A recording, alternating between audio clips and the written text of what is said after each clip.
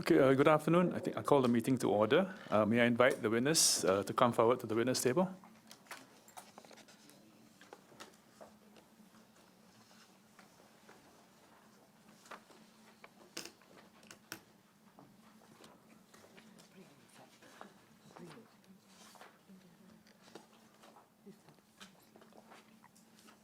Thank you.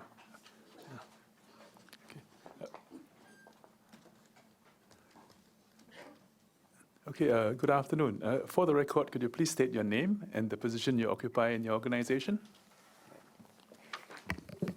Good afternoon, Mr. Chong. My name is Dr. Thum Ping Tjin. I am a research fellow in history and coordinator of Project Southeast Asia at the University of Oxford, and I am also managing director of New Narrative.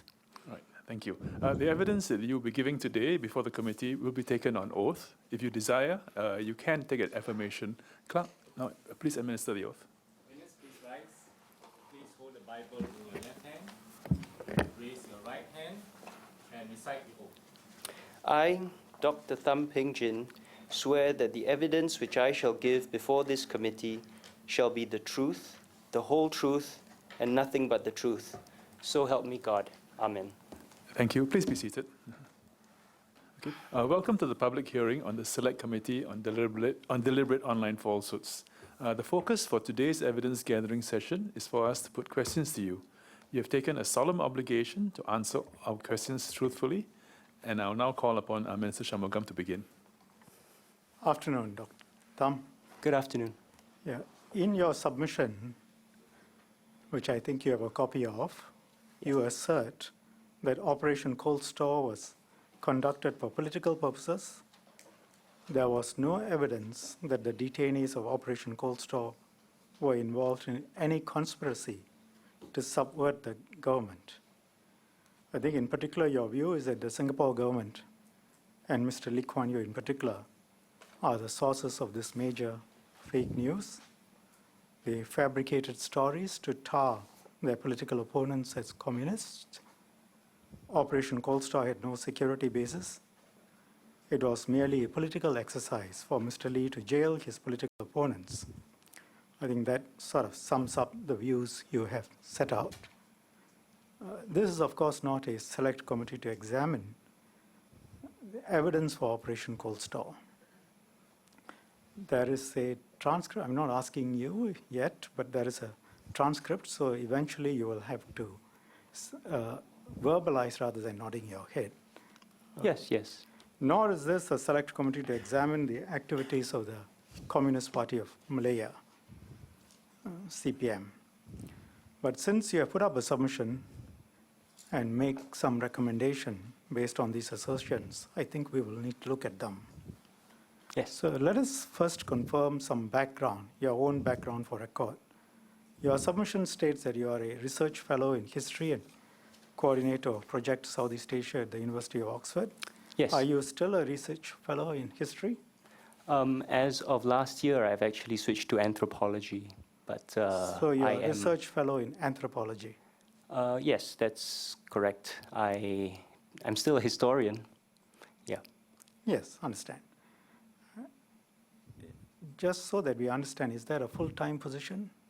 It is a visiting professorship in anthropology.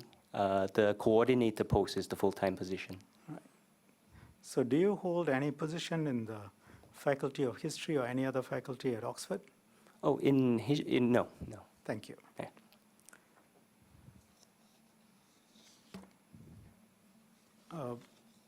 So you're a coordinator of this project, Southeast Asia? Yes.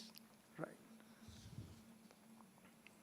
So as I understand from what you say, you do not have any tenured academic position at Oxford? No, not tenured. No, goodness, no. Right. Now, let's then come back to what you say about the CPM in Malaya and Singapore. You refer, I summarized for you the views you have set out, both in your submissions and other writings which are referred to in the footnotes to the submissions. Yes. So the political opponents that Mr. Lee sought to tar, I think if we can pick up your ARI paper, which is referred to in footnote 4 of your representations. This is ARI working paper number 211. Can I go to page 3? A copy will be flashed on the screen, so you can look at that.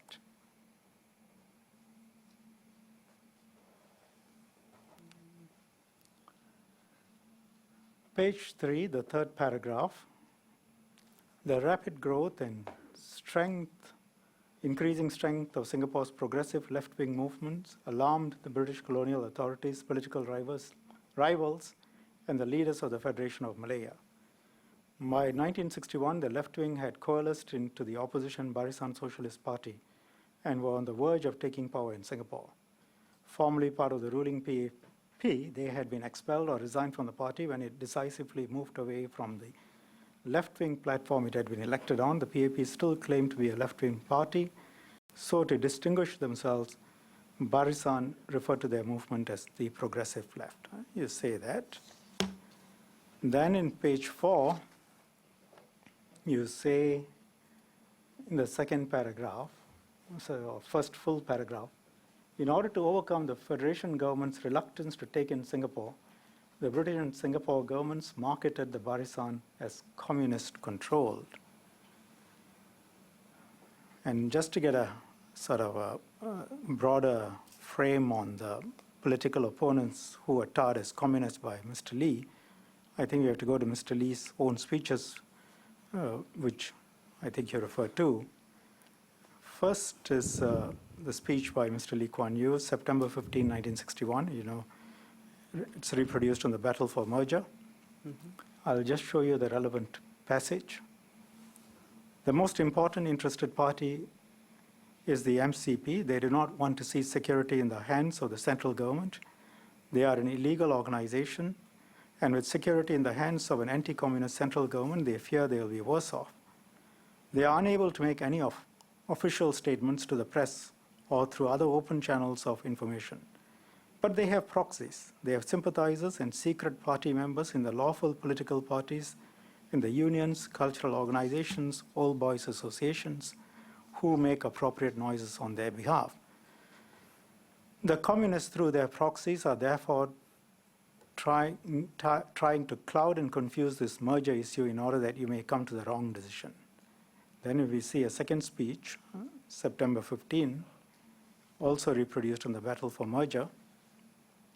For the foreseeable future, the communists have no chance of capturing power in the Federation of Singapore by force of arms. And you can cast your eye over the rest of what he says. But the new recruits have been found, and he refers to Chinese middle schools. And then a speech on September 18, also reproduces the Battle for Merger. Here he talks about how he acted as a lawyer on behalf of trade unions.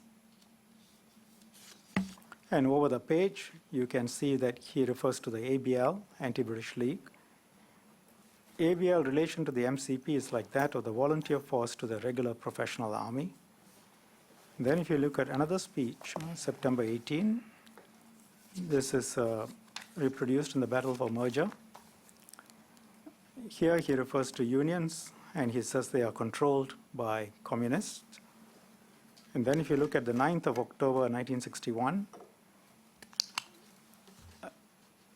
original aim of the communists was to call for independent Singapore, and he talks about open front workers who are loudly talking of independence.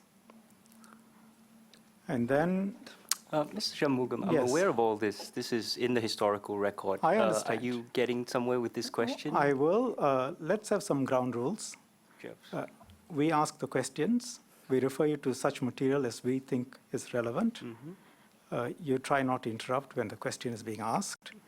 And then you answer the question that is asked. Golly, no one gets to answer a question, you. ask a question in Singapore, do Yes. they? Thank you.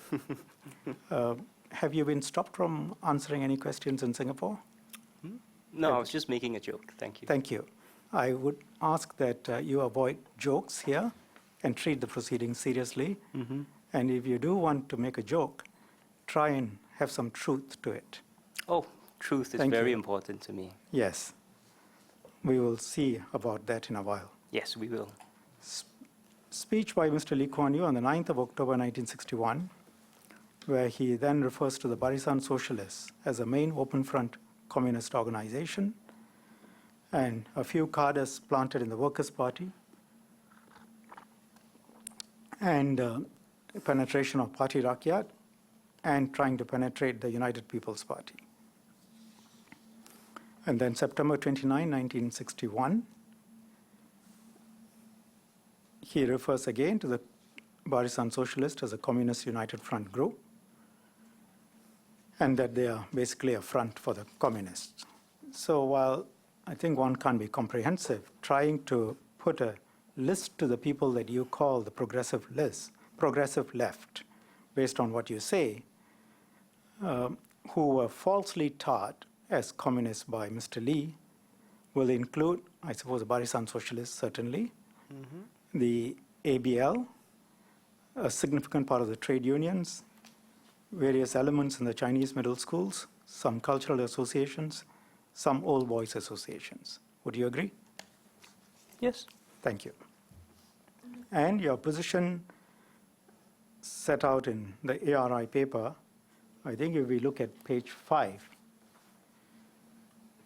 at the top, you say the historiography is clear on the lack of evidence of communism. That's lack of evidence of communism on the part of the progressive left, correct? On the progressive. By reference to what you say at page 4. I mean, if, Yes, that's what yeah, I wrote. thank Yes. you. And then Yes. page 7, if you look at the 3rd and 4th paragraphs, you can cast your eye over it. You talk about the anti-colonial movement, the working class, the reference to Singapore Factory and Shop Workers Union and other unions, the strikes in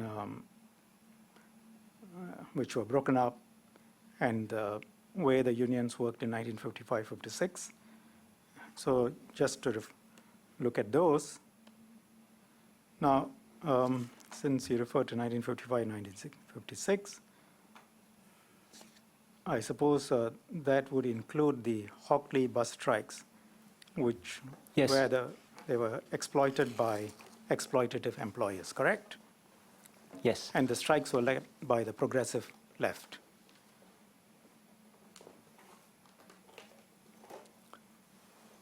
You heard the question. Yes, I said yes. Thank you. And in your view, as you have set out here, the strikes, amongst other things, were not influenced and no active participation of the communists. This Yes. was all the progressive left. Okay.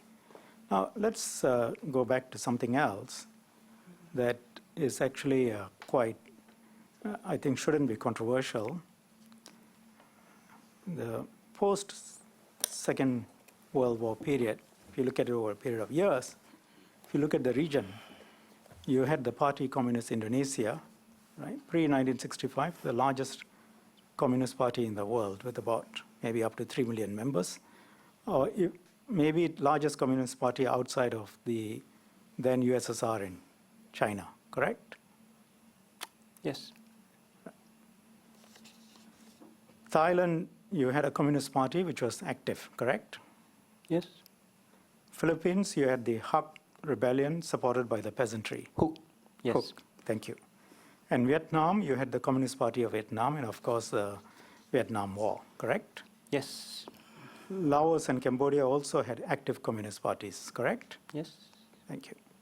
And in Malaya, again, not controversial, you had the emergency between 1948 and 1960, a serious armed insurrection, correct? Yes. It was, for all intents and purposes, an all-out war between the CPM and the British colonial government in Malaya, correct? Yes. If we put some numbers to it, at the height of the fighting between 1951 and 52, there were probably at least 10,000 communist guerrillas involved in the fight. I'll just give you some figures. You tell me whether they make sense to you. Casualties during the emergency for the communists, about 6,700 killed, 1,200 captured, 2,700 surrendered, makes about 10,000 odd. The police and army, about 1,800 killed, civilians about 3,200 killed or missing, and if you take the police, army, and civilians, about 4,000 wounded. So that gives you a total about 9,000. These figures sort of make sense to you? They make sense, yes. I don't know the exact figures off the top of my head. But they are based on various records that you've seen, right? And in terms of the forces involved, 40,000 regular troops, 70,000 police, 350,000 home guards, 21,000 incidents, 8,700 contacts between the CPM, guerrillas, and the forces, correct? Around there. Around there. And I'm sure you have come across this, that in dollar terms of that period, probably it cost more than 5 billion Malaysian dollars, right? The fight. The cost, I don't know. Sounds about right. Thank possibly. you. And you know that in 1951, of course, the High Commissioner Gurney was assassinated. It's a fairly... Yes. Right. That's a broad picture between 1945 and 1960. Now, something else which, again, should be not controversial, in terms of the Marxist theory, it was to create a revolution led by the new fourth estate of industrial workers, right? You would agree with that? Yeah. Amongst, I mean, Yes. it's not the complete theory, but it's part of the theory. It's part of the theory, sure. Right. Now, also, and if you need the reference, I can give it to you. But if you look at what Lenin says,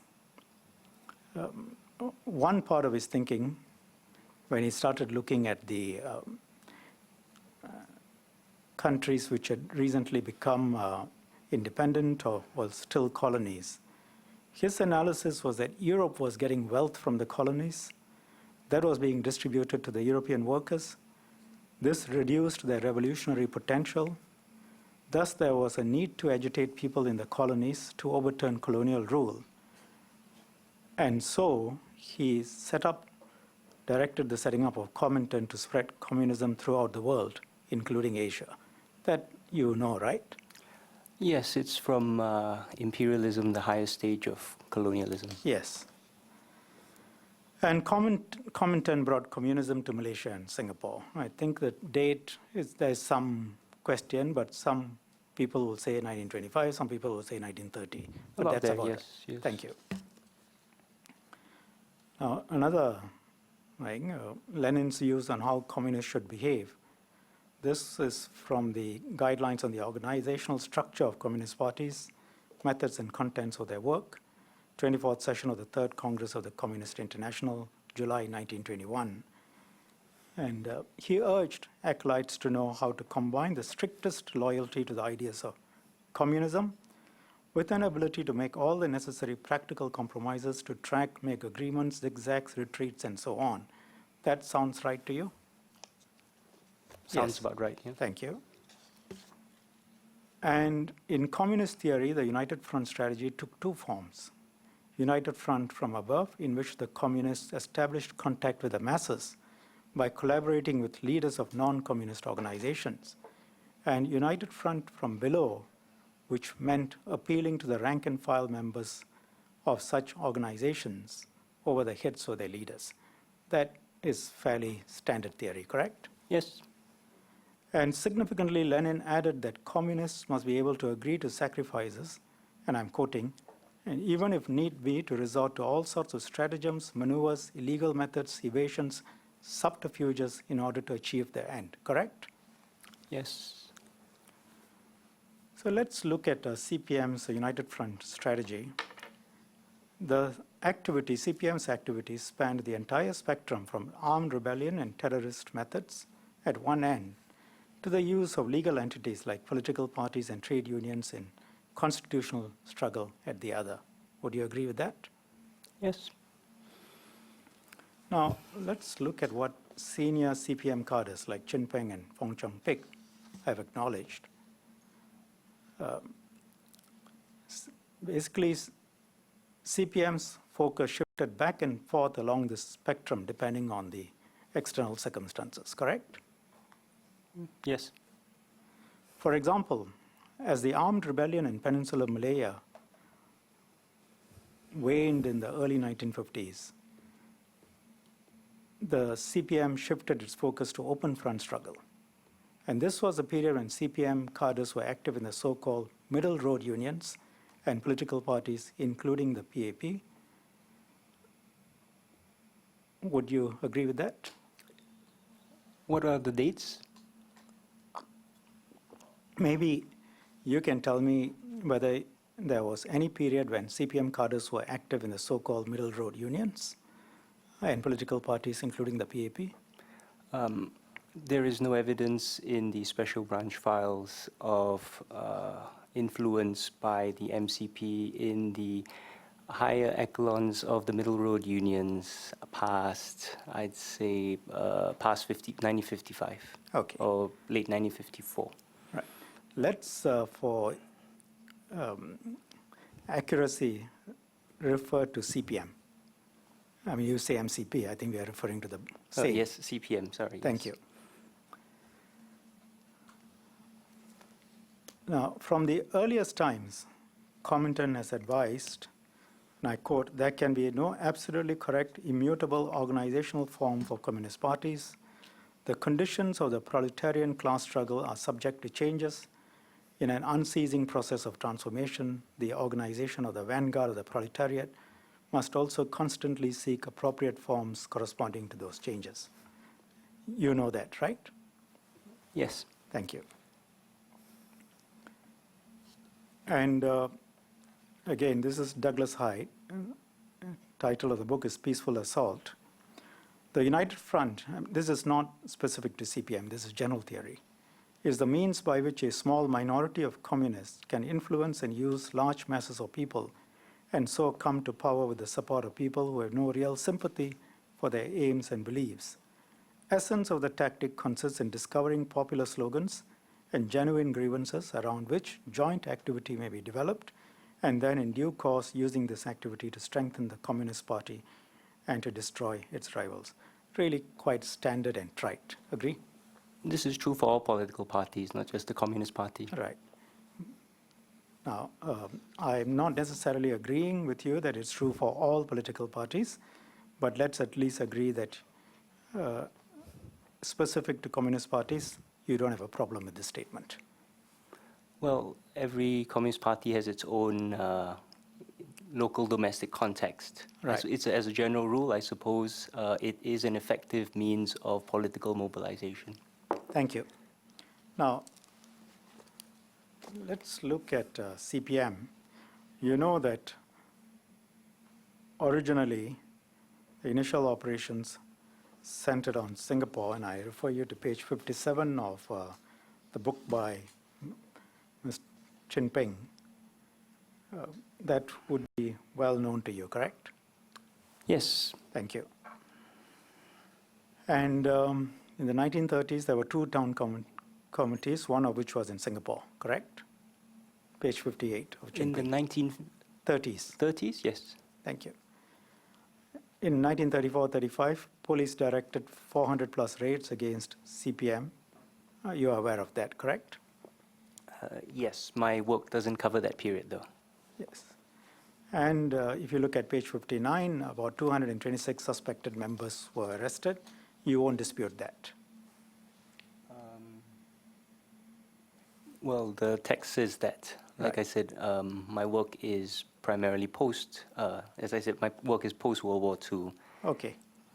So post-World War II, at the end of the war, Thum Ping says 4,000 weapons were handed over to the British and 5,000 were hidden in the jungle. That you're aware of? I beg your pardon? 4,000 weapons were handed over to the British. 5,000 were hidden. Sorry, are you referring to the text? I'm referring to page 138 of Thum Ping. Okay. This is yes, post-World War II, He correct? says that, yes. Yes, but your research shows that too? This is is north post-World of the War. Causeway. Again, my work is on Singapore. Thank you. Yeah. Now, January 1946, the General Labor Union, controlled by the CPM, organized a two-day strike with 150,000 workers called out for the strike. You're aware of that? The Hartal, yes, that was to protest the Malayan Union proposals and Singapore's separation from the rest of Malaya. Thank you. The 20th October 1947, a general strike was called, which involved the Chinese Chamber of Commerce, Federation of Trade Unions, All Malayan Council of Joint Action, to protest against Constitution of Malayan Federation and Malayan Singapore. Union. Yeah. Yes, that's page 197 of Thum Ping. And he says the Communist Party of Malaya gave strong support to this. You are aware of that? Yes, yes. Thank you. Yes. And it brought commercial life in Singapore to a standstill. You're aware of that too. Yes. Likewise, it brought commercial life in many Malayan cities and towns to a standstill. You're aware of that too. That's the point of a strike, yes. Yes. And AMJCA was a key promoter of the protest and was under CPM's influence. You're aware of that? Yes. Thank you. Then March 1948, the CPM decided to wage war against the British armed struggle. You are well aware of that, correct? Yes. The meeting to decide on the armed struggle took place in Queen Street, CPM's office. Thum Ping refers to it at page 202 and 206, but I think you should be aware of it, correct? Yes. Thank you. And CPM had open front organizations in population centers, page 207 of Thum Ping. Yes? Yes. 1951, page 278 of Thum Ping, Singapore police conducted a series of raids against CPM's infrastructure in Singapore, correct? Yes. Yes. And some CPM members were evacuated, including Yu Chui Ip, page 279 of Thum Ping, correct? Yes. Well, he says that, yes. You are not aware? I'm just agreeing that he says that. I know. But I'm asking you, you are aware of Yu Chui Ip? Oh, aren't yes, you? yes, of course, yes. And you are aware that he went over to the Riau Islands Yes. to escape the arrests? Yes. Thank you. And you are aware that Yu Chui Ip ran Freedom News, which was the Singapore Underground newspaper, correct? Yes. 1955, of course, you had the Baling talks, and it went on for some time, but in essence, the CPM said they will never give up the ideology, and Marshall said the governments of Federation and Singapore will never recognize the CPM. You must be aware of that. Aware of that, 383. Yes, I'm aware of the Baling talks, yes. Thanks. Not just aware of the Baling talks, but you're aware of what I'm saying, correct? Yes, yes. Thank you. Now let's look at your submission. I think your position, by reference in your submission, as well as the underlying papers that you have put up, which are referred to in your submission, is basically that this Communist United Front didn't exist and was an invention, correct? My central contention is that there is no evidence that the detainees of Operation Cold Store were involved in any violent communist conspiracy to subvert and overthrow the Singapore government. Right. Now, have you said that the Communist United Front was an invention? No, I have not said it was an invention. I have said it was irrelevant to mainline politics, anti-colonial politics in Singapore past 1954 or so. So let's get this down very accurately. So is it your position that there was a Communist United Front in Singapore? Yes. Yes. In 1959, in 1960, in 1961, in 1962, you accept that there was a Communist United Front in Singapore? Well, that's a very interesting academic question. No, I'm asking a question. I would like an answer without comments on the question. There is no evidence in the special branch files for the existence of a Communist United Front in Singapore in the late 50s. Yeah. Let me be clear. You are a historian. Yes. Based on your assessment of the records, is it your position that there is evidence or there is no evidence, and we are not just referring to special branch files, is it your position that there is evidence or there is no evidence of a Communist United Front between 1957 and 1963?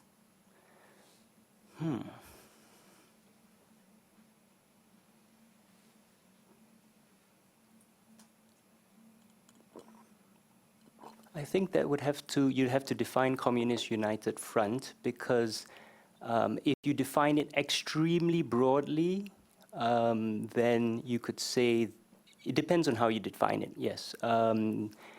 So in the sense that, was there an active conspiracy, an underground conspiracy led by the CPM in the late 50s? No. So Were that there was- people who believed in communism? Yes. That's not quite my question. Yeah, well, you'll have to elaborate your question, because we have. want to be accurate. Yes. I'm asking you for your position. I think you understand the question. We went through the Marxist theories. Yes. We went through how United Front operations work. Yes. And I showed you what Lenin has said, what others have said. I've defined for you the fact that communist parties would use a variety of front organizations, including trade unions, other front organizations, and to achieve their aims. So in that sense, was there, in your view, between 1957 and 1963, a Communist United Front? Leave out for the time being what their aims were. Well, I'm asking you what the definition of Communist United Front is, right? Okay, let's. Because, saw- for example, if you... Dr. Thum, I'll give you a definition. Okay.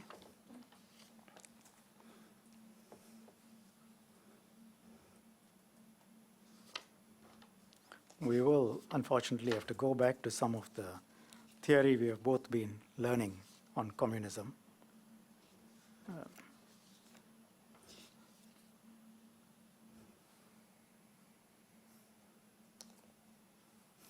Let's look at what we saw, Mr. Lee's speech, September 15, 1961.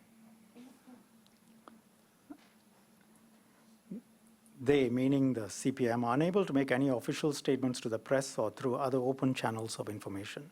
But they have proxies, they have sympathizers and secret party members in the lawful political parties, in the unions, cultural organizations, all boys associations, who make appropriate noises on their behalf. So for the time being, leave out the part about them making appropriate noises. Just refer to political parties, unions, cultural organizations, all boys associations. Was there a Communist United Front involving all of these organizations? If the definition includes Mr. Lee Kuan Yew, then yes, there was a Communist United Front, Right. and he was part of it. Right. Right. So including Mr. Lee, there was a Communist United Front, correct? Again, You just said so. yes, and I would like to clarify that that doesn't mean they were in an active conspiracy. Well, But I know it- that it you would does like in to it- qualify. I'm an academic, Mr. Yes, Shanmugam. but, nuance you- is very important. My to the truth. questions are very narrow. Yes, but academia does and, not lend itself to narrow questions. You can explain by all means, but don't worry, Thank we you. will I explore will explain. all of these other issues. So Okay. we can move a bit faster if you can put a marker to say you would explain, and then we can come back to it.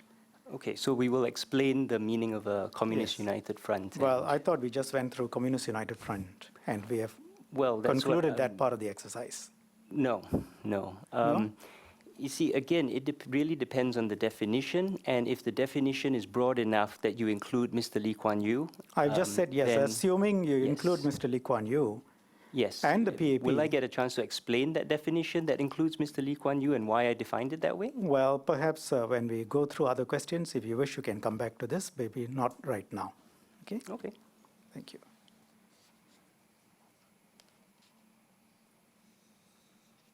Just to go back to this point, September 15, 1961, Chinese middle schools, he refers to in his speeches. He refers to ABL. He refers to unions. All of these I read to you just now. Barisan Socialists, Parti Rakyat. Let's put the PAP in there and Mr. Lee Kuan Yew. all of this, you would agree, were part of the Communist United Front? That's impossible to say. There are no historical records regarding who is and isn't part of the Communist United Okay. Front. Now, let's just be clear. Yes, I'm asking you for your views. yes. Is it your view that based on everything you have reviewed, you have no basis to say that the Barisan Socialists, the ABL, the trade unions, and the middle schools were part of the Communist United Front? I'm saying, I'm asking for a yes or no answer, and then you can explain. sorry, then could you repeat the question? Yes.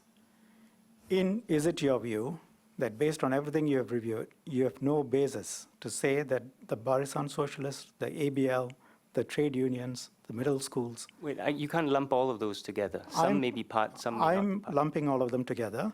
Well, then I can't answer the question. Well, you can say no and explain. Okay. Right. And you have no basis for saying that they were all part of the Communist United Front. So I have no basis for saying that all these organizations are part of the Communist United Front. Thank you. Now, do you have any Wait, basis no, for saying that was a any of- question. I still don't understand your question. I have no basis for saying that the Barisan, the ABL, and the other organizations you... I think you understand the question, but let me No, try I don't. again. Yes, please. You said earlier that you have come across no historical evidence that they were part of the Communist United Front. So let's come back to that. I'm asking you for your views based on whatever you have reviewed. And of course, if there is no historical record or there are no historical records, then there is no evidence. Okay, so that's by way of background. So based on everything that you've reviewed as a historian, do you have any basis to conclude that the Barisan Socialists, the ABL, the middle schools, a number of trade unions were part of the Communist United Front? I have a basis to conclude that the Barisan Socialists was not part of the Communist United Front. Right. What about the ABL? The ABL, according to Special Branch, was basically defunct by 1954. Right. So are we talking about before that? We or are talking about after? after. After. Then the evidence indicates that the ABL was defunct by that time. So you have no basis to conclude that they were part of the Communist United Front after 1954. I'm sorry, your question is very confusing. I have Okay, no do you have basis any to basis to conclude? Do you have any basis to conclude that after 1954, ABL was part of the COF? If there's no evidence, I can't conclude. I mean, I Thank can you. only conclude that that there is no evidence, Right. and therefore the probability is that they. Right. I mean, What about the before evidence 1954? The evidence indicates that the ABL. There's a report in Special Branch that the ABL was never very active. It was. More of it existed more in the imagination of the public, that there was not very much of any underground organization, which is not to say that people did not attempt to join it or join it, or believe very strongly in it, but it was not by any means an effective organization or have any major influence on Singapore politics. Right. What about before 1954? Before 1954. During the Malayan emergency, it was it did not have any significant influence on Singapore. Okay, that wasn't the question.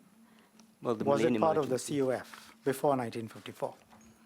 There's no evidence for that. Okay. Now,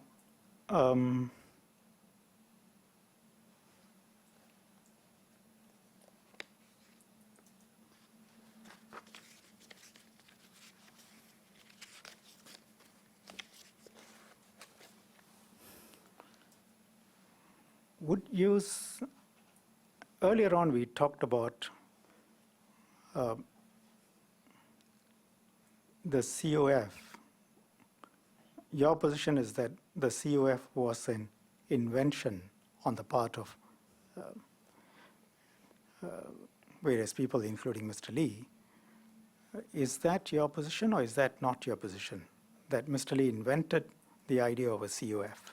He didn't invent the idea of a CUF. He invented the idea of a CUF to suit his purposes. And can you explain that, Yes. please? Okay. Well, And please be brief, okay. in three, I mean, four lines, This, if this is possible. years of historical Three, research you're four asking me to sentences. summarize. Yeah, I'm sure you will be able to.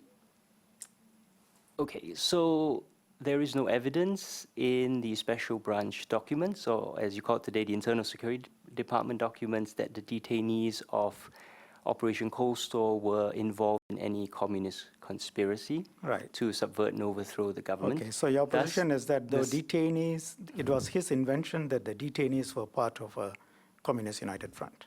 Of a communist conspiracy, which Right. he labeled, among other things, a united front. Right, understand. Now,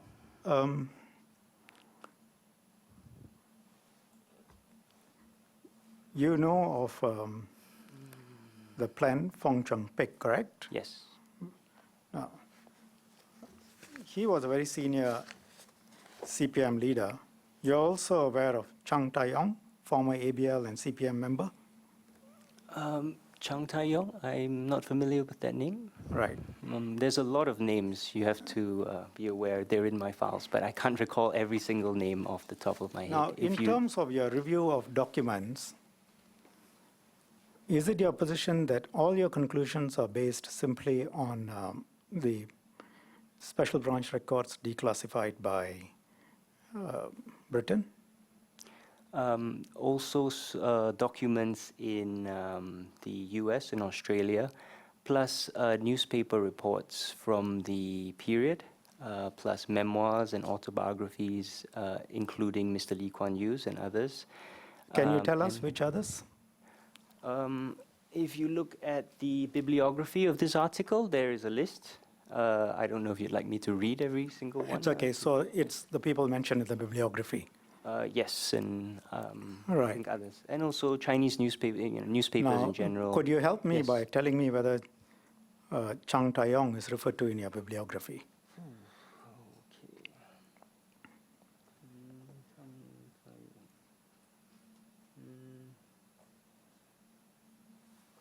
I don't see a Chang Tai-yong in this article. Right. Let me tell you who he is. He was a former ABL and CPM member, okay? Yes. Now let's look at some documents.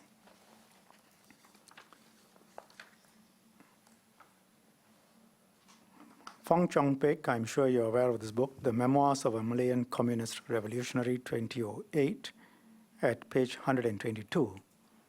I'm going to quote to you, "As old you informed me at the time, the entire organization in Singapore had been smashed. In the early 1950s, the original town committee had been dissolved and no longer in existence. The other district-level organizations had also suffered attacks and collapsed. Over the years, the spectacular mass movements were in the main led by the basic-level cadres of the student committee." Now, what do you understand by this paragraph? Well, it says that in the early 1950s, the CPM's town committee had been dissolved and was no longer in existence. And I think he uses the word smashed. So the CPM, it suggests the CPM was smashed in Singapore by the early 1950s. Read on. Over the years, the spectacular mass movements were in the main led by the basic-level cadres of the student committee. What do you understand by that? Over the years, the level cadres of steering committee.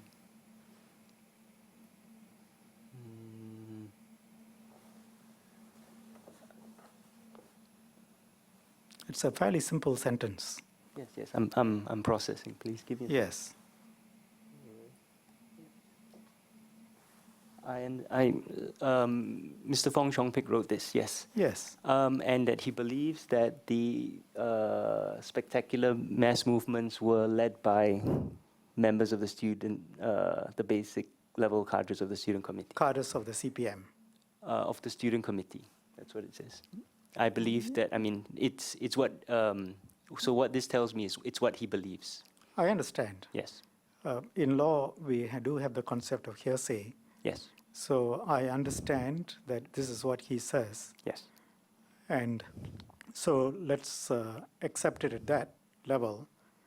Just like the special branch records that you've reviewed are what the special branch officers have said. So that's, these are the historical records one has. Now, clearly, he is referring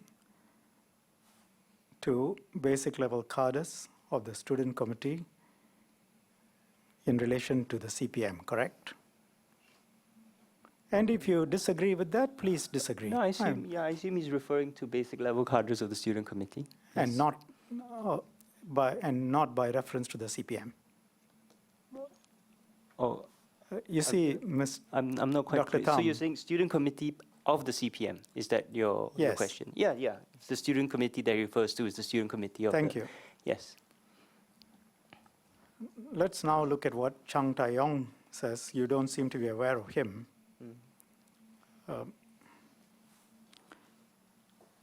I will read to you.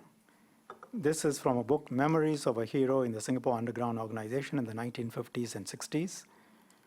And it's published in Mainstays of the Anti-Colonial Movement, the Legendary Figures of the Singapore People's Anti-British League.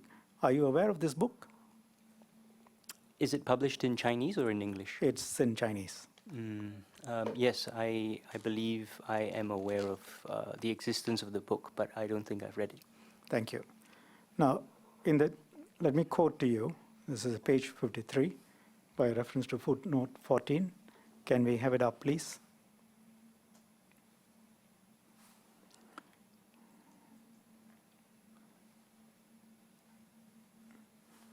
We have, the translation is by a certified translator, so you can take it that it's an accurate translation. We will go to the English version. In the two books, A Pioneer Leader's Dream, Oral History, Recordings of Yu Chui Ip, and the Memoirs of Fong Chong Pik, compiled by Chen Zhen, there was no mention at all that the series of events from the destruction of the CPM Singapore Committee in 1950 to the flourishing movement against colonialism and imperialism and for independence in Singapore in 1957 was actually brought about by the efforts of the student committee led mainly by Ying Ming Chiang and Cham Chong Chen, with the enthusiastic participation of all the underground cadres and the revolutionary masses at large. These events included the 13 May struggle against the national service by Chinese middle school students, the establishment of the Singapore Chinese Middle School Students' Union, the Hockley bus workers' strike, the anti-yellow culture movement, the publications of the various arts groups, the preparations to found the Nanyang University, the founding of the PAP with Lee Kuan Yew to carry out constitutional struggle. Now, I can ask you to tell me what you understand by these paragraphs, but I think it'll be far easier if we just summarized.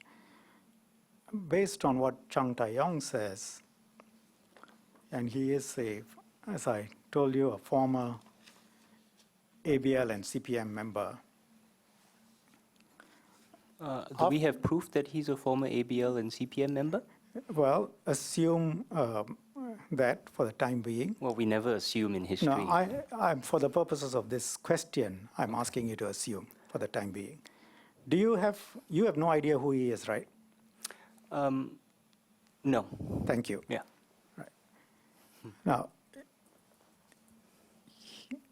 Chang Tae-yong says, on the face of it, that there was, after the destruction of the Singapore Town Committee, which we talked about, there was a flourishing movement against colonialism and imperialism that was actually brought about by the efforts of the student committee, which is consistent with what Fong Chong Pik said, and you agreed with that earlier. Mm-hmm. And that was with the enthusiastic participation of all the underground cadres, which is similar to what Fong Chong Pik had said, and you agreed with that earlier. And then he goes on to describe what those events were, including the Singapore Chinese Middle School Students' Union, the Hockley bus workers' strike, the anti-yellow culture movement, and so on. So he identifies a series of events which were the result of the efforts by the Communist Party cadres. Would you consider this to be evidence that, for example, the CPM was involved in the Chinese Middle Schools Union, the Hockley bus workers strike, and the various other events he talks about? Well, there are serious problems with this. First Yes. of all, if you scroll back up to the first page, Yes. up to the title at the very top. If you see there, it says Hong Kong Footprints Publishing Company. Yes. Now, my understanding of Footprints is that it has been publishing a lot of propaganda by the surviving members of the MCP in order to promote their role in Malayan history. Right. Right, so that is something that we need to think about. Right. This book and its agenda and what it's trying to achieve. Right. Second of all, if you scroll down, Yes. and if you go further down, now it says, it lists two names there, Ng Ming Chiang and Cham Chong Chen. It's not possible that they were involved because they were arrested by special branch and banished around 57, 58. Right. So I would, 57, 58. I think if you read the paragraph, he says from after the smashing of the town committee in 1950. So the fact that they disappeared in 57, 58 is not inconsistent with what he says. Special Branch also records that Comrade D, that's Ng Ming Yes. Chiang, Yes. was completely incompetent and had very little, I understand. His leadership actually destroyed the party, Right. mainly due to his misuse of party funds and his habit of hooking up with his comrades' girlfriends. Yes. So the Special Branch evidence actually would indicate Ng Ming Chiang was highly incompetent and would indicate he had very little role Right. in trying to promote. Now, you have not reviewed this particular book and you have not read this particular passage, right? No, I'm reading it for the first time now, and Right. this is my... Now, would you 5-second agree opinion. that your task as a historian commenting on this period should have involved reading relevant material, particularly if they are from Communist Party cadres who set out their version of what has happened? Oh, of course, and I will take a look at this Thank you. after this, yes. Thank you. Now, let's go back to the passage. We agreed that the first part of what he says, that the flourishing movement against colonialism and imperialism and for independence in Singapore in 1957 was actually brought about by the efforts of the student committee. I'm not asking you a question. I think we agreed earlier on that is similar to what Fong Chong Pik had said. Secondly, that the underground cadres and were participating in all of this is also similar to what Fong Chong Pik had said, which you were good enough to agree. Now, the last point is, are you in any position to disagree with what Chang Taeyong says about, for example, the communist cadres being involved in the Hockley bus workers' strike? Yes, I'm in a position to disagree. And you disagree on the basis of? Special Branch documents. Do they These- say that the Communist Party cadres were not involved? Yes, these documents were Communist Party internal documents that Special Branch seized shortly after Hockley bus riots, which showed that the bus riots had taken the cadres on the ground completely by surprise. Right. Yeah. Now, that is quite different from the question I asked. The question I asked was, do you have any evidence that the Communist Party cadres were not involved in the Hockley bus workers' strike? Any clear evidence? Well, I feel like I've answered that question with my answer. Because- the internal party documents seized by Special Branch indicate that it took them by surprise. Right. Now, you would be able to show us the precise passage? Yes, if you would like, I can go dig it out. Yes, please. Okay. You can do that later. Oh, okay. Yes, but please come back to that.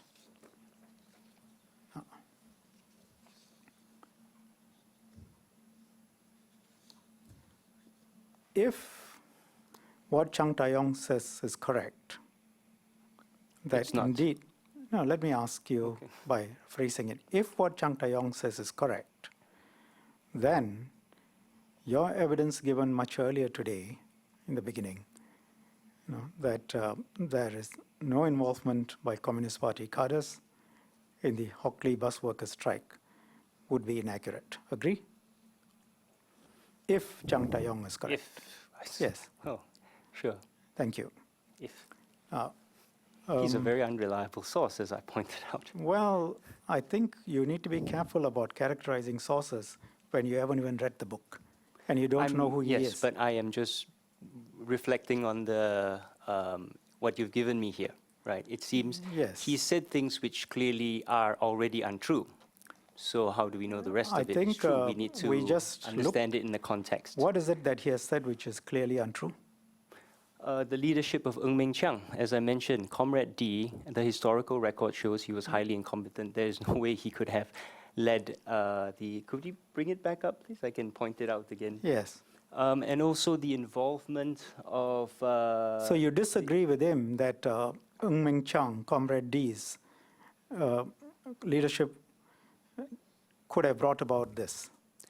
Yes, because he has the historical record shows that Okay. was highly incompetent, and also the involvement in Let's, the May let's 13th. just stop there. Let's go back to what Yu Chuyip says.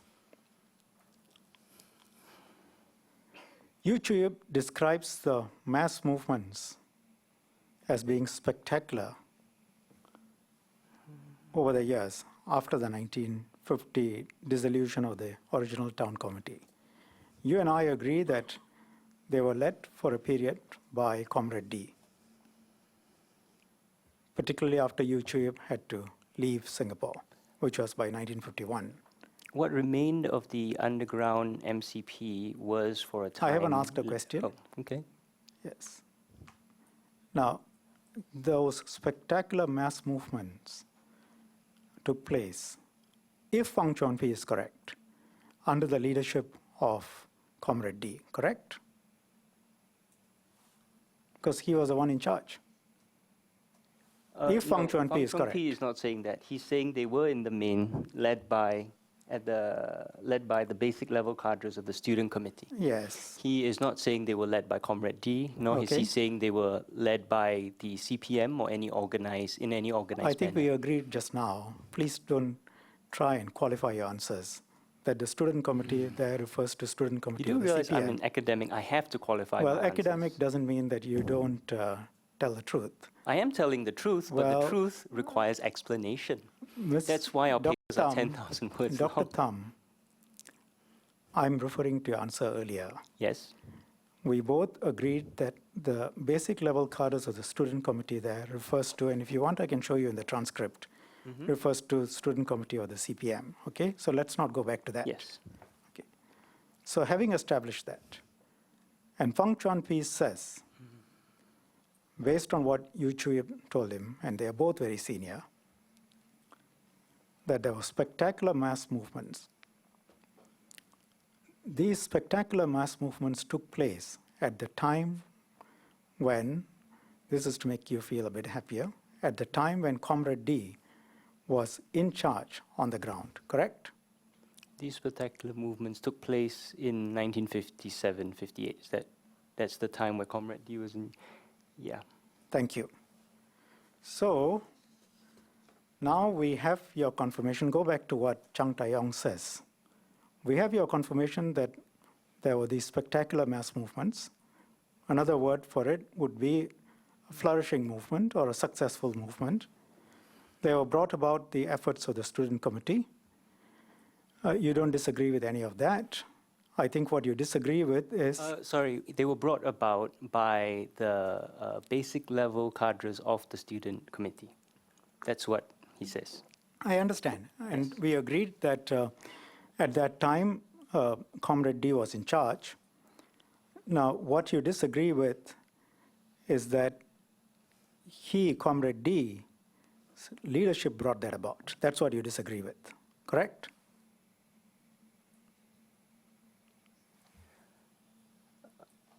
I also disagree with this. If what you're implying is that there's any other leadership to this committee or any Right. organized Okay. underground conspiracy. All right. Now,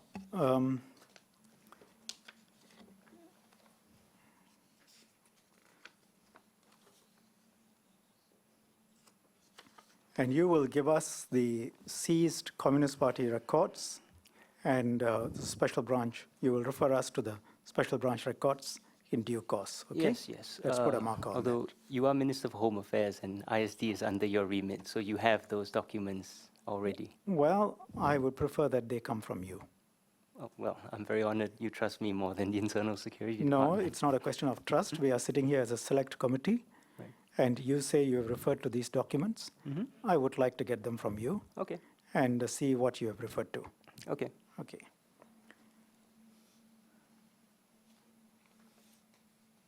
Now let's look at what Fong Chong Pik says again.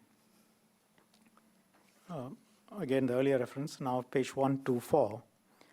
We were informed that the Central Committee took a positive view of the widespread development of the open mass movement in Singapore and sent its praises. It believed that the impact of the movement could affect the direction of the political development in the whole country. And then again, struggle in Singapore should be regarded and conducted as an integral part of the armed struggle in Malaya.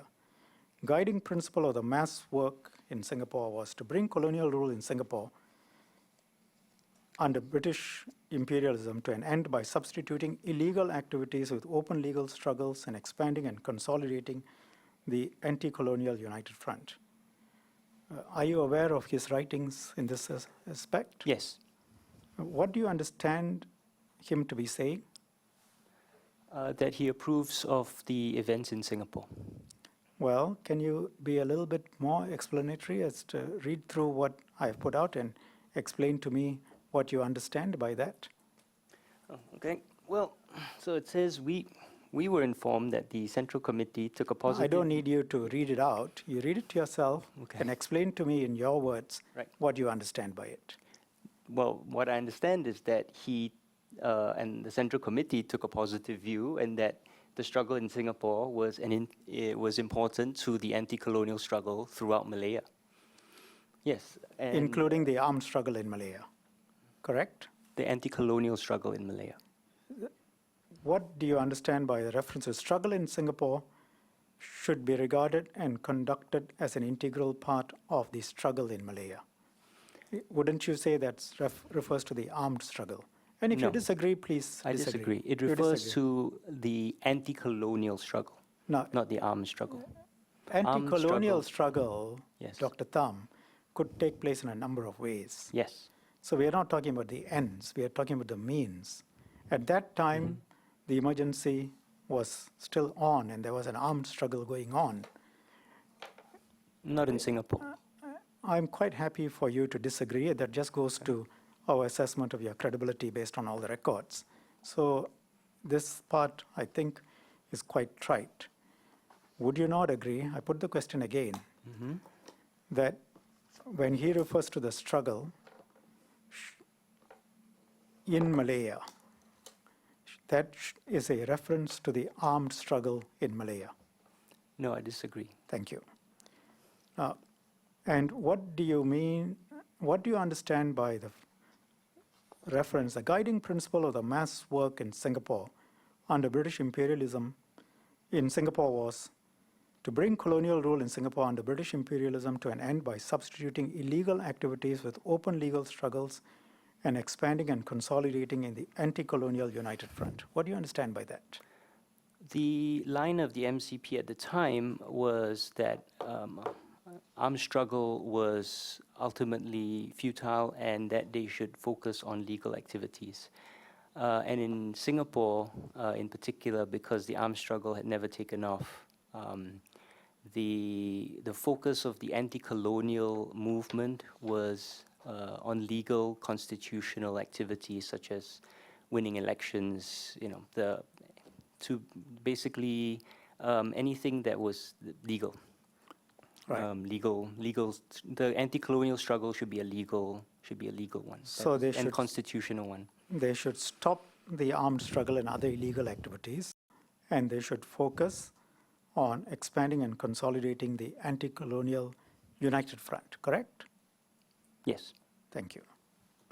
May I also point out, though, that Chin Peng was cut off from Singapore following the beginning of the emergency, and that the special branch regularly intercepted attempts by couriers in Singapore to reach the Central Committee, and that, if I remember correctly, he does say elsewhere in this book that he did not have any knowledge of what was going on in Singapore at the time, and only found out much later. He says a lot of things in his book. Yes. And if necessary, we will look at them. Yes. Now, you would accept the strikes and the students' actions, which we saw earlier, were integrated part of this struggle? Of the anti-colonial struggle? Yes. Yes, the strikes and the student movement was an integral part of the anti-colonial struggle against the British in Singapore. And with the CPM behind it, correct? No. Well, we will go around in circles. You agreed with me that Fang Chongpik statement showed that the mass movement was being managed by the student committee of the CPM.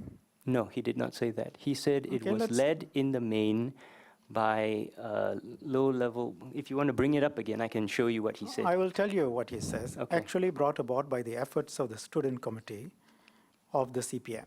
That's what you said. Can we bring it up again, Yes. please? Yes. And we can deal with this point Where as am I- many times as you like where am I? until we get to, Are you showing a lot of documents? Which one are we talking about now?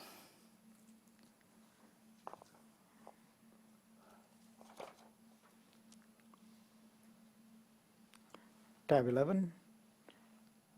No, this is The guiding principle, sorry, that was Chin Ping just now. yeah, This tab is 11, you. please. Here we go. In the main, led by the basic level cadres of the student committee. That's what he says. Now, I'm referring to tab 11. We will bring it out in a minute. Yes. This is Zhang Taiyong. You said. No, I'm talking about Fang Chongpi. Yeah, this is Zhang Taiyong. We will bring up Fang Chongpi. You know, they don't expect you to qualify what you said about 10 minutes earlier, so we need to get back to documents that were referred to earlier.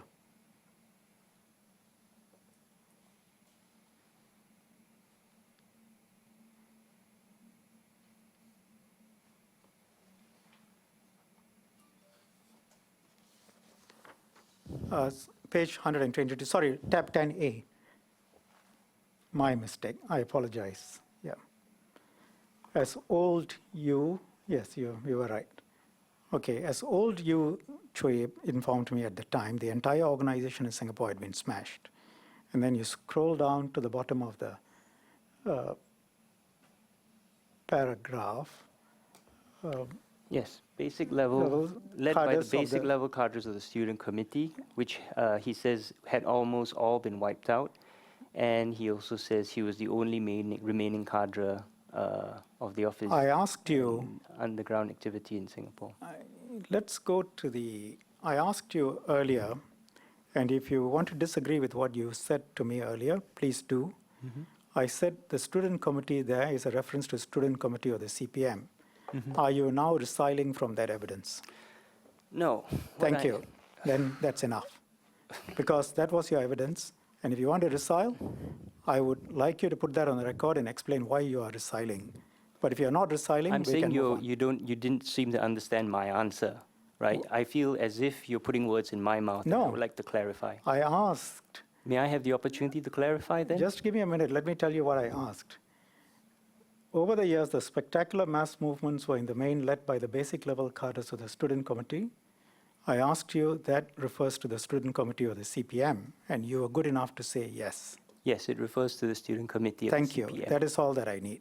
Okay. Now, let's move This on. does not imply any conspiracy led by the student I know committee. you're very quick to want to qualify that, whether you are telling it as it is, whether it is accurate, we will discuss I'm later. sorry, are you saying I'm not representing the truth as I see it? I'll tell you exactly what I'm saying. I'm telling you that whether that is accurate, what you've just said, we will come to later. But for the time being, we just need to pin down Right. the basic facts. So you do accept I am telling you the truth as I believe it? Well, I'm in no position to accept that right now because this is an inquiry. We're asking you questions. We will take a view on the evidence that you have given by reference to the documents eventually. Okay. Now, so having given that answer, let's go to Thum Ping Tjin's quote at tab 11A.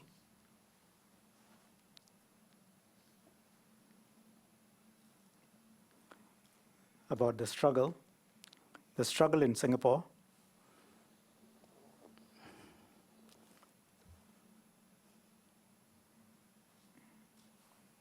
The struggle in Singapore should be regarded and conducted as an integral part of the struggle in Malaya. I think you said you don't agree that that refers to armed struggle in Malaya. Then we were in the next sentence. The guiding principle of the mass work in Singapore was to bring colonial rule in Singapore under the British imperialism to an end by substituting illegal activities with open legal struggles and expanding and consolidating the anti-colonial United Front. It's from the same, pretty much the same passage as we were looking at earlier. Obviously, he is referring to the open legal struggles to be conducted and managed by the CPM. Agree or disagree? To be conducted and managed by the CPM. Yes. They attempted to do that, I agree. Thank you.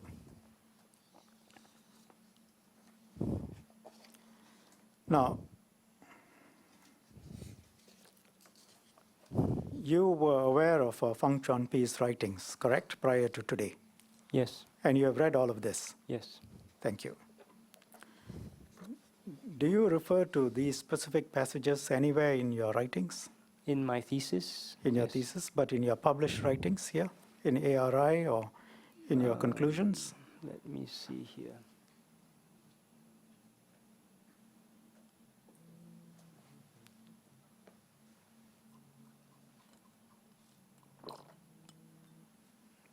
Thum Ping Tjin is not cited in my RE document, no. Thank you.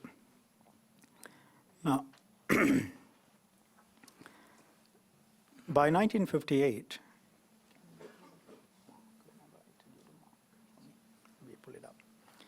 by 1958, CPM's armed struggle was in difficulties, correct?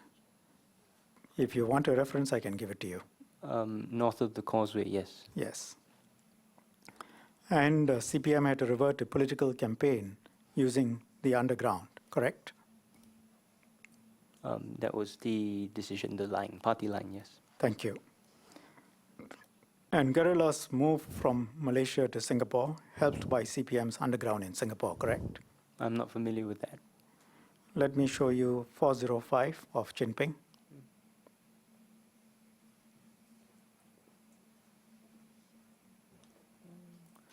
So you are not aware of this, correct? That's what you just told us. You can, I'm just refreshing your memory, but anyway, we'll take your answer as no, you're not aware, and move on. Now, what Jinping says is they were to reintegrate back to mainstream societies in Malaya and Singapore. These guerrillas considered reliable and capable enough to work on underground rules. But since you're not aware, I'm just showing it to you and moving on. Okay, I accept that that's what he wrote. No, you accept that's what he wrote, but A, you haven't looked at this before, and B, you are not aware of this. I mean, Oh, I'm based sure on your I've earlier looked at answer. it before. You know, I can't remember every single thing that every Right. single person writes. Right. I, This make is my the Secretary General conclusions. of the Communist Party of Malaya. Who had no awareness of what was going on in Singapore. This is the after Secretary the- General of the Communist Party of Malaya who writes about what he knows about Malaya Mhm. and Singapore. Yes. I asked you whether you're aware of guerrillas, Communist Party guerrillas moving in from Malaysia to Singapore. Your answer was you are not aware of that. Is that an accurate answer, or do you want to change Yes, it? that's an accurate answer. Thank you. Thank you for refreshing my memory about the guerrillas. You have any reason to disbelieve what Chin Ping has written? No. Thank No. you. I do have. I would caution against. Well, as any historian will tell you, you have to carefully interrogate the source because people's memories are not always accurate. Right. There are things in there But, which are demonstrably I wrong. presume that you have not interrogated this source because you weren't even, it didn't even register when I asked the question. No, I don't feel that this is very relevant. No, that's not the question I asked. The point is you hadn't sought to interrogate or apply your mind to this particular passage in Chin Ping. No. Correct? Thank No. you. Yeah. Now, through 1959, senior CPM political cadres in Singapore received directions from Xiao Chang in Beijing, correct? In Again, if you are Beijing. not aware, please say so. Are you referring again to what Chin Ping wrote? Well, before you interrogate me, I ask the question, are you aware of this? I'm asking you because you're a historian of this Yes. period. No, I don't think it happened. Okay. You don't think that they received directions from Xiao Chang in Beijing? No. Okay. Now, There is no evidence in the special branch documents for that, for one. Right. Let me show you page 408 of Chin Ping.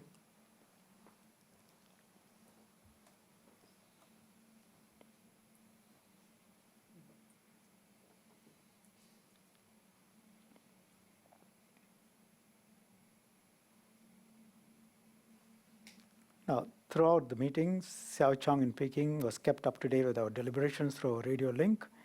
He was able to participate.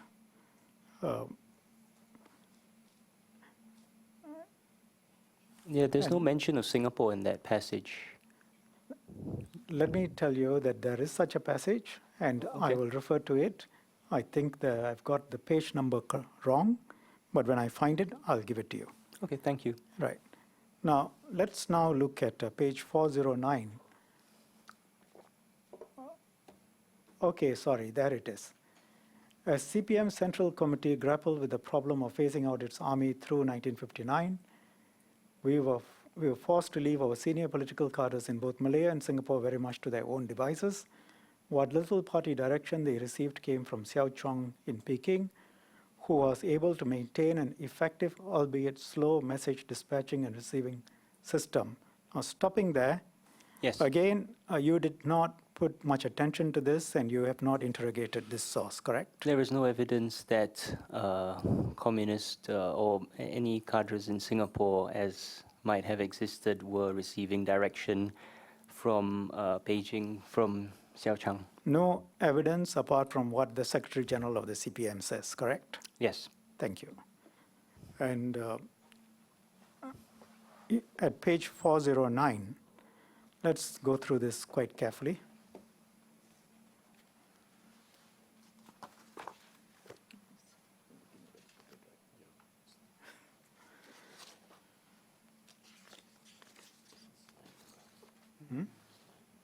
Yeah. Now, in Singapore, 1959 was a crucial election year. Historically, our town committee there had always functioned with a high level of autonomy. Throughout the emergency, I had been unable to exert any reasonable degree of control over the CPM's operations on the island. One committee grouping after another had been smashed by British-directed police action in early stages. Thereafter, our island-wide political network was continuously being compromised by betrayals and defections. Still, the party had been able to amass and maintain a huge following among the working class. Historians and self-appointed political pundits have frequently claimed that we in the Central Committee were dismissive of the Singapore Town Council and regarded them as a bogus operation. Such claims are groundless. From our Sadao headquarters, we naturally observed the run-up to the Singapore polls in May 1959 with considerable interest. We had concurred with our town committee on the island that the CPM should solidly throw its support behind lawyer Lee Kuan Yew and his PAP. A leading PAP election agent who worked closely with Lee was our man. He was a card-carrying member and reported regularly to his town committee. I'm sure Lee didn't realize the electoral agent was a hardcore communist at the time. He certainly knew the man had close and useful communist contacts. I always felt that Lee's attitude towards our underground activists in his camp was purely pragmatic. The young PAP leader would use him as much as he could and use his contacts with the devil. We regarded the arrangement in very much the same light. I cannot, with any degree of accuracy, place a public figure on the numbers of people we controlled among the Singapore voting public in 1959. But I can certainly say that most of the island's workers sympathized with the left-wing trade unions, and members of these unions well appreciated they were under the control of the CPM. Would you agree with these statements? They do contradict each other. Right. So which parts do you disagree? Well, I'm not sure what to agree. If you scroll back to the top, Yes. Go through and tell me which part you disagree with. so it says he was unable to exert any reasonable degree of control, right? And that the island-wide political network was continually compromised by betrayals and defections. He doesn't mention arrests and banishments and so on. And then he then goes on to suggest that he was observing the run-up to the Singapore polls with considerable interest. And so the suggestion that if you're saying that he had a hand in what was going on in Singapore at the time, it's quite clear that he hasn't. Dr. Thum, But on the other hand, Dr. if Thum, you're please saying stop that there. Please stop there. My question, just in case you didn't hear it, is this. I read to you from the top and I stopped at up to the point when I can certainly say that most of the island's workers sympathized with the left-wing trade unions, and members of these unions well appreciated they were under the control of the CPM. I stopped there. And I asked you if you agree. You said Okay, you so- might have some comments. So I'm Yeah. asking you, which part, which statement do you disagree with? If there is anything that you disagree with, please tell us. Yeah, scroll down. So I think So I'm not the first asking you two for a general paragraphs commentary, yeah. are I guess reasonably uncontroversial. And Lee Kuan Yew's collaboration with the underground CPM, that is well known. Then if you go down, I cannot with any degree of accuracy place a figure on numbers of people we controlled, yes. But then he says, but I can certainly say that most of the island's workers sympathized and members is well appreciated. There is, if he is unable to, with any degree of accuracy, place a figure, how does he know that the workers sympathize with the left, that the members of the unions appreciate that they were under the control first, of the CPM? can I take it that, again, this is a page that you haven't carefully interrogated No, yourself? I've seen this. I've read No, his I'm talking about your role autobiography. as a historian. Did you Yes. carefully go through and interrogate, as using your words, this particular page, the points the here? whole the book. Yes, I've been through the book. I didn't ask you that question. You Okay, gave well, me this page is part of the book, so yes. you carefully interrogated the various things that have been said in the book, because that's contradictory to what you said earlier. Well, if I don't remember specific passages from the book, it doesn't mean that I didn't read the book. I and didn't say that. My thesis was please, in Dr. Thum, 2007. please. Let's be quite precise here. Yes, let's be very precise. I'm not suggesting to you that you didn't read the book, so please don't tell me that. Okay. We've gone through various passages. Some of them didn't strike a bell, or the facts stated there didn't strike a bell, and you were good enough to agree that you didn't pay much attention to them and you didn't, quote unquote, interrogate them. So I'm asking you, this page, the facts stated here, what the Secretary General of the CPM says, did you carefully look at it and analyze it and come to a view, or you also pretty much disregarded it? Now, given that this page Please, specifically I mentioned, want an yes, I answer. looked at this page and I definitely took it into account. Right. Now, is this the facts stated here? Do they appear anywhere in the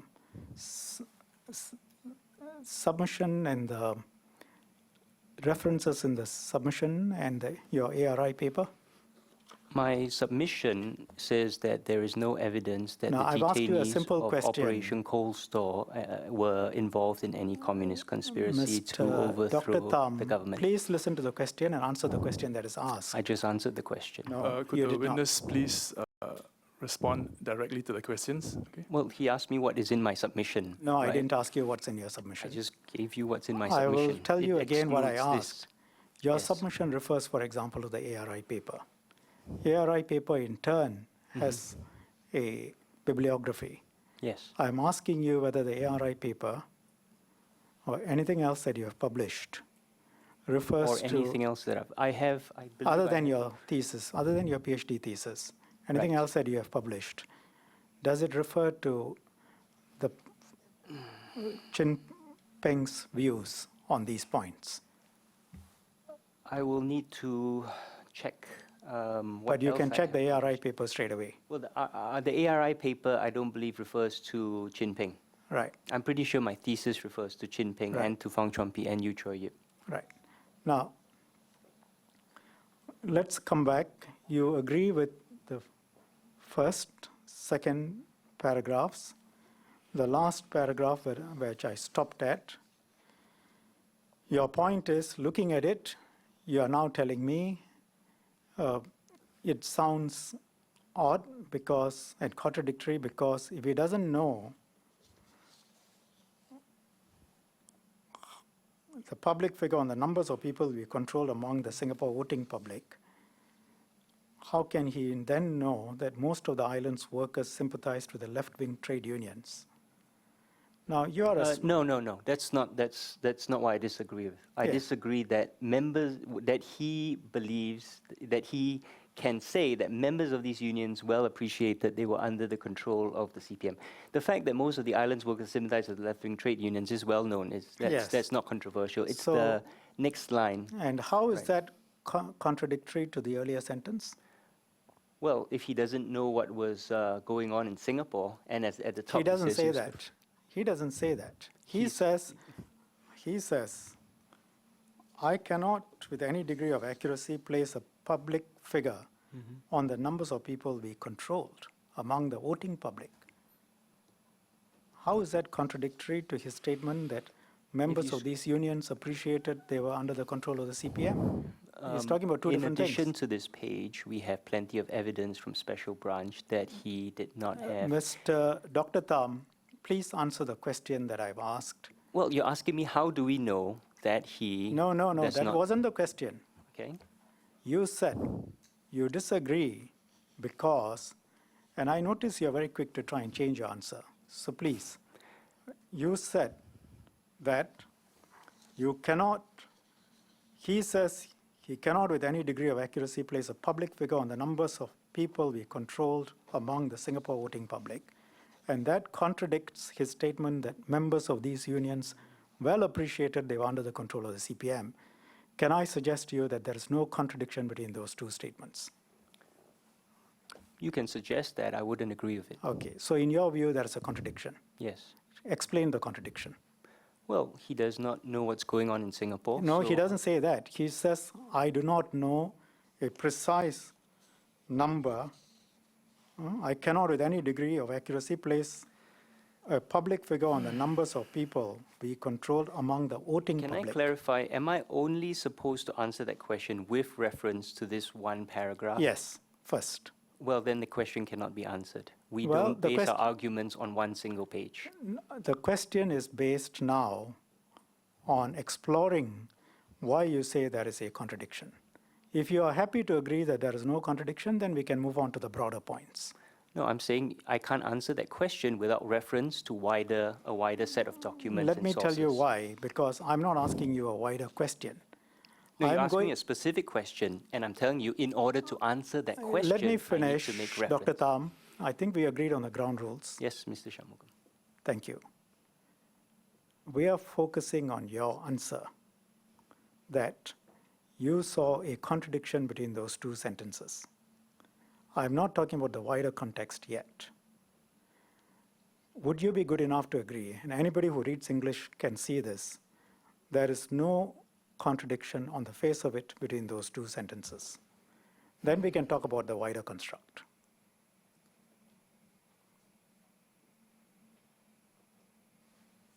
I still feel that first sentence implies he does not know what is going on in Singapore. So you read, I cannot with any degree of accuracy place a, hang on a minute. Order. Sergeant Arms, could you please take care of that?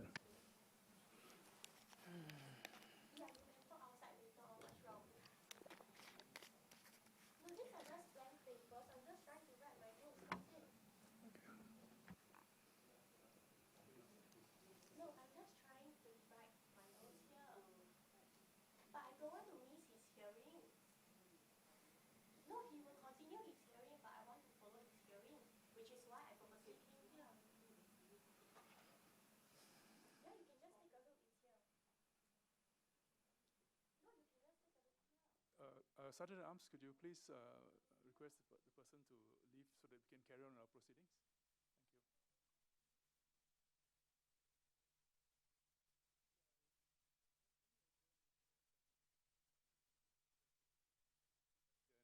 At 3:50. Surely we can do that in 5 minutes. Yeah, okay, 5 minutes. Okay, back here. And in that 5 minutes, maybe you can look for the document that you said you will show to me. Remember the special branch record that shows that there's May the I go- Communist Party. Is it all right if I take a toilet break? Sure. Thank you. And then remember the record about the Communist Party records, which show that they were taken by surprise by the Hockley bus riots. Okay. It might take me more than 5 minutes, though. Yes. There's a lot of documents.